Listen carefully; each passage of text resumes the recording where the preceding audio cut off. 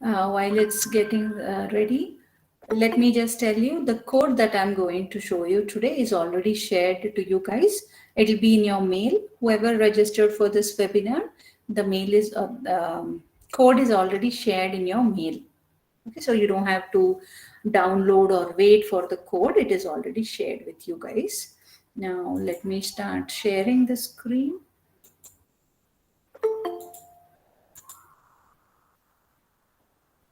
A quick confirmation, if you all can see the screen.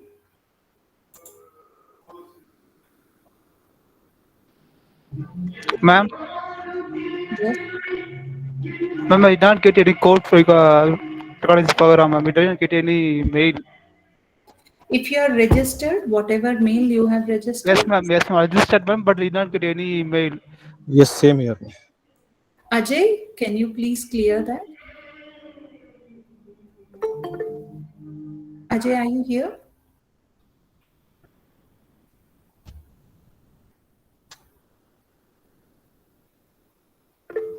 Which code are you referring to, guys? Today's class or previous class? Today's Today, class. you are Today's saying webinar. some. Yes, ma'am. Yes, ma'am. Today's class. Yeah. Today's, I think they will be sending it out. How about last webinar? Anyone from last Yeah, webinar? we got that. You got that right? So this also you Yes, will be yes. getting it. Maybe there's some delay, but they will send it because I already shared with them. Now, please quickly confirm if you can see the screen. Yes, ma'am. Yes? Okay, so let's get started with today's topic. Today, we're going to talk about handling imbalanced data. Okay, when we talk about imbalanced data, we are referring to the classes like, if for example, if we have two classes, one of the classes having very less records and the other one is having more records. Now this is called as imbalanced data set. And when we were learning about data types, we also spoke about balanced data set. Coming to data science data sets, we consider 70-30 as balanced. Okay, so I know in regular balanced is 50-50, but in general, in the data sets that we see in our day-to-day life, practically 50-50 is not possible. Take example of the participants who are attending the session, male and female. The ratio is not 50-50, right? Or graduates and non-graduates. If you check whatever, among our participants, so you will not see that they are 50-50. So what they have done is they have taken 70-30 as a mark. So at least 30% if it is there in one of the classes, we consider it as balanced data. If any class is having less than 29, less than 30, if it is 29-28%, we call it as imbalanced data. Okay, so now we know what is imbalanced data. Imbalanced data refers to those data sets where there is an uneven distribution of observations in the target class. Okay, in other variables or the predictors, we are not looking at the distribution, uneven distribution. But when coming to target class, we will consider whether our classes are even or not. That means whether they are balanced classes or not. That is what we will be looking at. Considering a binary classification problem, one class has higher number of observation, the other class is having lower number of observations. Now this is a binary class. Binary class means two outputs will be there. Okay, so when we are taking the count graph for the two classes in that variable, one of the classes having almost all the records in the same class, and only one or two are belonging to a different class, and they are uneven, they are imbalanced. Okay, now these are a few of the examples. Okay, a disease diagnosis. So you can take examples, right? Disease diagnosis, whether the person is having the disease or not. So the people with disease is less compared to the healthy people. Then customer churn prediction. Here also, whether the person will churn or the customer will churn or not. Fraud detection. See, when a person takes a card, whether he will default or not, whether there is some fraud going on or not. So people who pay back the money are more compared to the people who default the loan or credit card like that. Natural disasters. Natural disasters happen very rarely. So all these are imbalanced data sets. Okay, now we are looking at a credit card transaction data set. Suppose we have 30 fraudulent transactions out of every 2000 transactions. That means only 30 are fraud. What happened to the rest? Out of 2000, rest are non-fraudulent. So if we compare the fraud versus non-fraud, we see that less than 2% of data is under fraud. Only 2%. Okay, so 98 is one class, 2% is one class. This is clearly an imbalanced data. Here fraud is minority class, no fraud is majority class. So these are the terms which we use to refer the class which is having less records. So 2%, we are calling it as minority class. 98%, so we call it as majority class. Okay, so now we understood what is balanced data, what is imbalanced data. Now, sometimes when the records of one label is huge in comparison to other class, the classifier may get biased towards the majority class. Here, what we are talking is, say, okay, the data is imbalanced. One is having 98%, the other classes is having 2%. So you will get biased outputs when you build a model on such a data, when you go and build some algorithm classification model. So what happens is the algorithm will learn only about majority class. It is biased. Underfitting models you are building when you have imbalanced data. You have underfitting outputs. When you are comparing your train and test accuracy, this is what you are getting. Okay, now this biased model may also give us very good accuracy results, but fails to predict the minority class. Okay, so it is learning the majority class. So whenever it has to predict a majority class, if a new data point that is coming in is a majority class, the prediction will be correct. But the prediction will fail when it is a minority class. That is the problem we will face. So traditional evaluation approaches like accuracy cannot be used to measure the performance. So if we build a model on such a data, we cannot use accuracy as a measure, because for our classification models, we use accuracy. And this accuracy is not giving us proper measure. What to do in this case?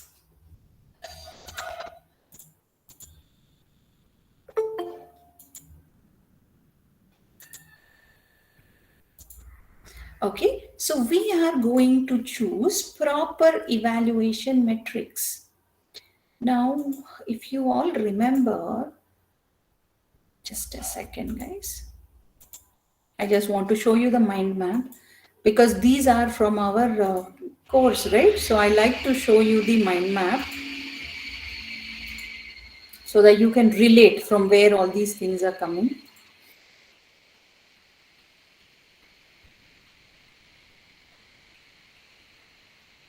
So first we were talking about the data types. In data types, if you remember, we covered balanced and imbalanced data sets. And coming to imbalanced, we learned few things we didn't cover there in our class. We learned about bootstrap, resampling, k-fold, repeated k-fold, stratified, leave one out, all this was done. So today we are doing SMOTE. Okay, synthetic minority oversampling technique. That is a full form of SMOTE. This is one of the ways to handle imbalanced data sets. Okay, now this is one point. The other one is we learned about the overfitting and underfitting, right? So when we are talking about overfitting and underfitting, we are only calculating or we are only considering the accuracies in this case. Okay, if we go for accuracy, it is not a correct comparison when it comes to imbalanced data. That is the meaning of it. Okay. So in that case, what to do? If you all remember, we did the confusion matrix as part of our, accuracy, calculation of accuracy. We learned about confusion matrix. Apart from calculating the accuracy, which is this diagonal, right? We also know how to calculate error from confusion matrix. And at that stage, we learned about precision. We learned about recall. And we also learned about specificity. Recall is where you are having the prediction class. You are referring to prediction class. How many times the prediction or the model is able to give true predictions out of all the true predictions or the true diagnosis it has done. So here we are talking about prediction class. Then recall or true positive rate, we are referring to actual class. In actual class, how many of the cases the model has predicted correctly? Overall, how many are positive cases? Okay. So here we are referring to the prediction class and here we are referring to the actual class. These are the terms, guys, you're supposed to know, but I'm just repeating because some of you all may have a gap after the classes, right? So let's get back to our. Here we are talking about accuracy is not enough. So we need to talk about precision and recall. Okay, when we are trying to strike a balance between precision and recall, we will be calculating F1 score. F1 score is nothing but harmonic mean of precision and recall. That is what F1 score is. So when you are taking this F1 score, you get the better comparison for imbalanced data sets.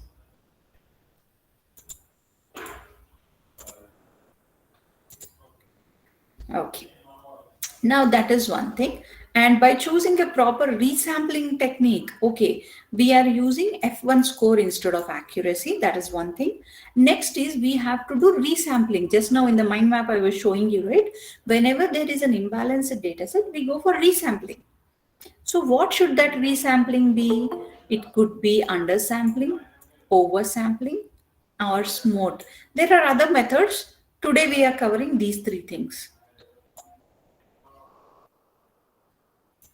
Okay, so here is an example of undersampling. When you're talking about undersampling, we have majority class and we have minority class when it is imbalanced data set.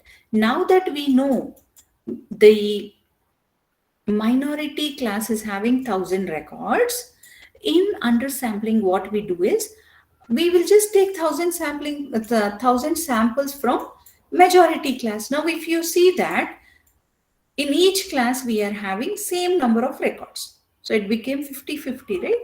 That is what we are doing in undersampling. We are reducing the size of the majority class.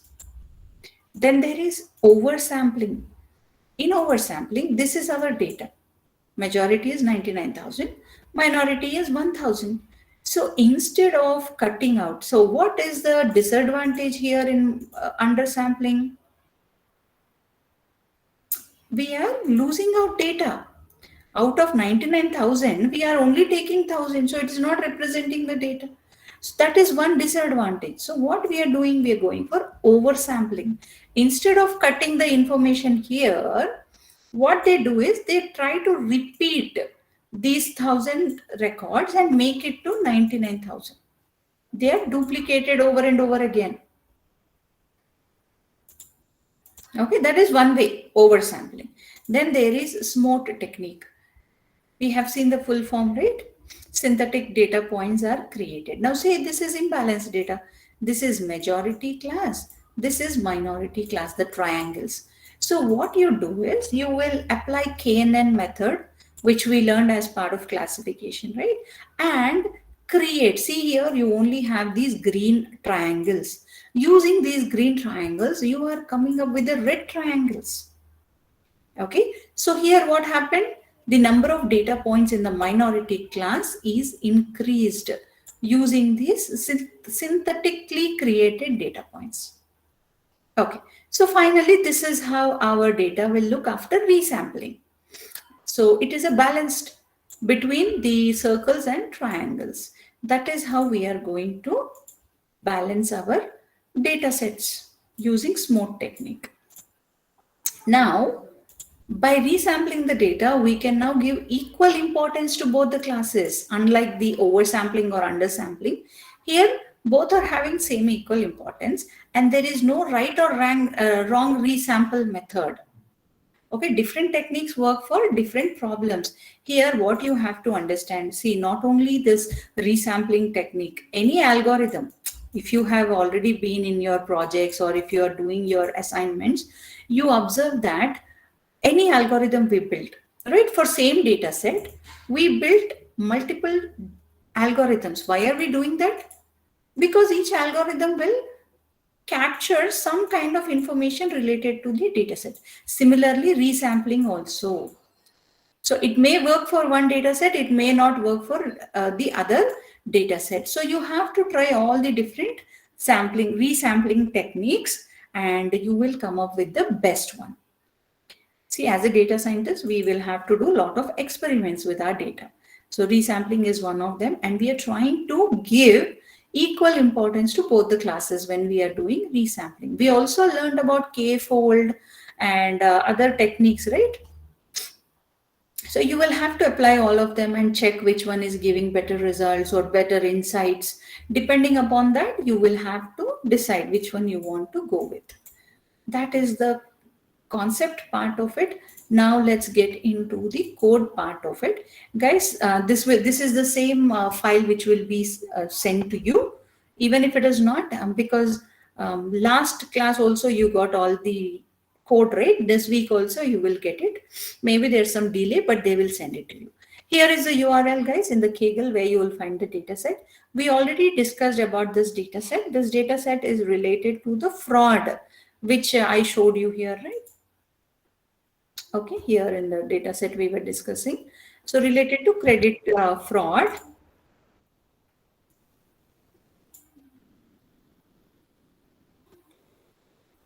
And this is the information, the data set present transactions that occurred in 2 days. There were 492 frauds out of 2,84,807 transactions. So that's a very less class, it is a minority class. The frauds are minority class. So here we are trying to resample the data. You will have to install this imbalanced. That is the package we are using. Same thing will be useful for underfitting, overfitting, and SMOTE. Once you install it, you can load the data. This is how the data looks like. The shape of it, you can see 2,84,000 records, 31 columns, and we are checking whether it is fraud or not. Okay, now this is a visualization. You can see these are non-fraud records, and the fraud is like, you can barely see it, is just around 1%. Then we are going for logistic regression with k-fold.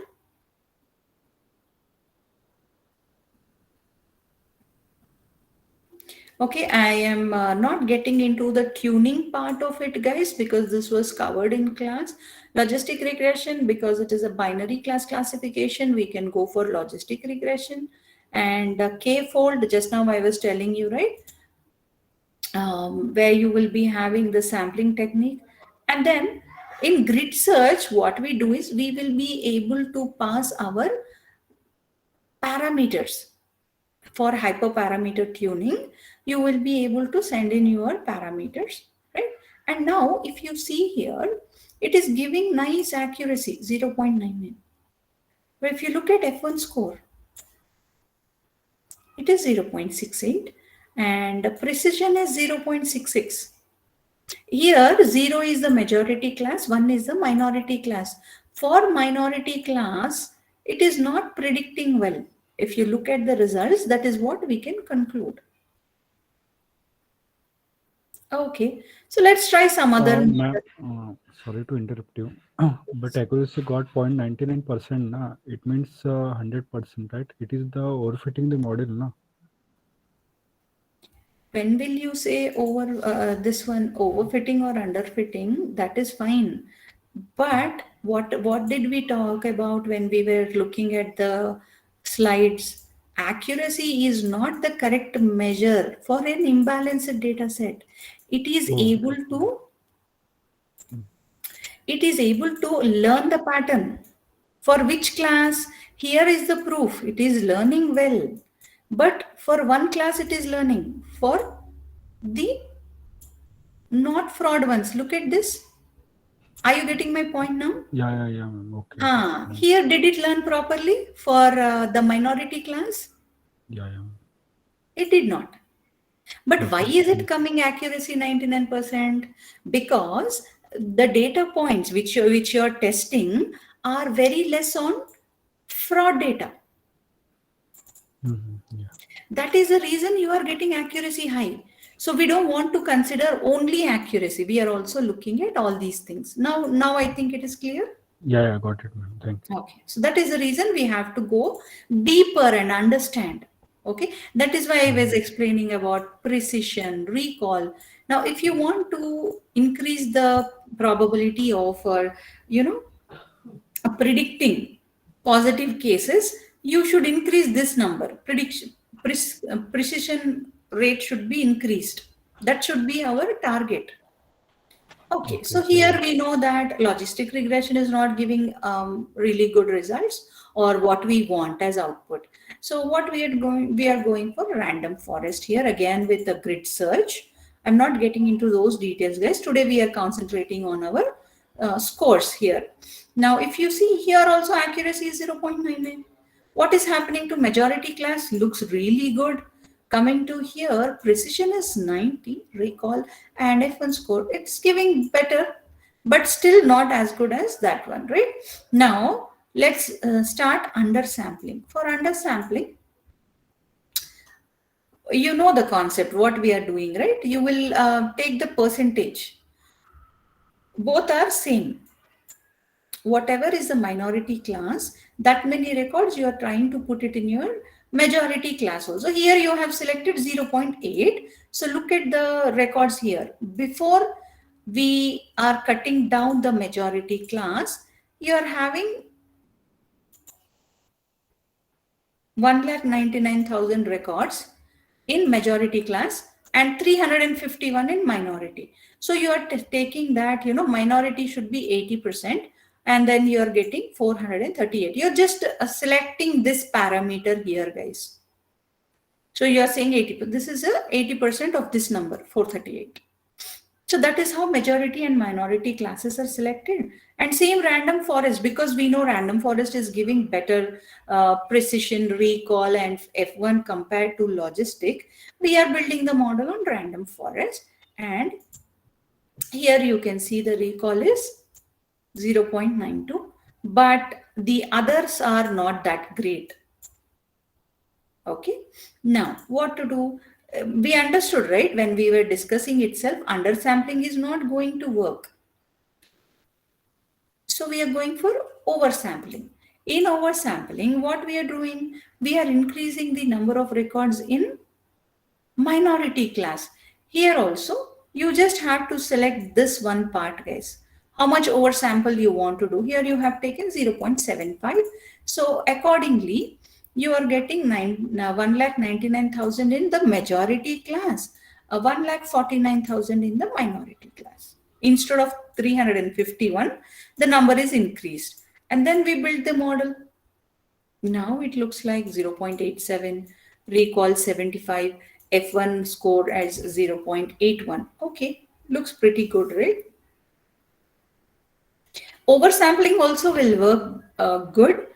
And then SMOTE also is one of like oversampling only. Here we are duplicating. In oversampling, we are duplicating records. In SMOTE, we are oversampling, but synthetic data points. We are not duplicating the data. That is the only difference.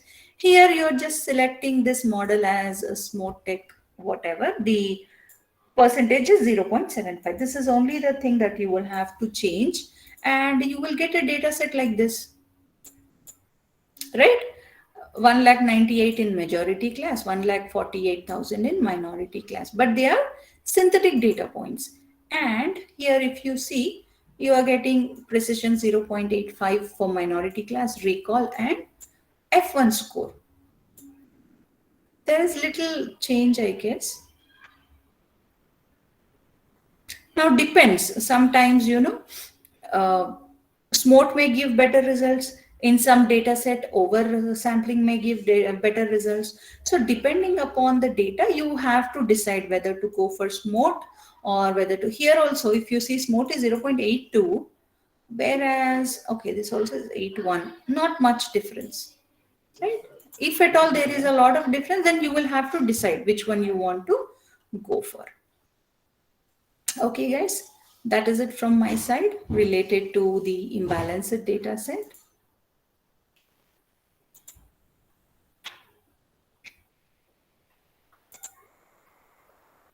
You will get the code in your mail. Can I provide? Upon data, Akhil, for your question, it all depends upon data, right? Practically, if at all the data, when you are doing the first you tried undersampling and you are able to get better results, then you can go for that as well. Yes, somebody was asking a question. Ma'am, can I share my mail ID for this getting code? Because I did not get any invite link for this for my mail. I can ask in group and then member send in private link. Can I send any mail info?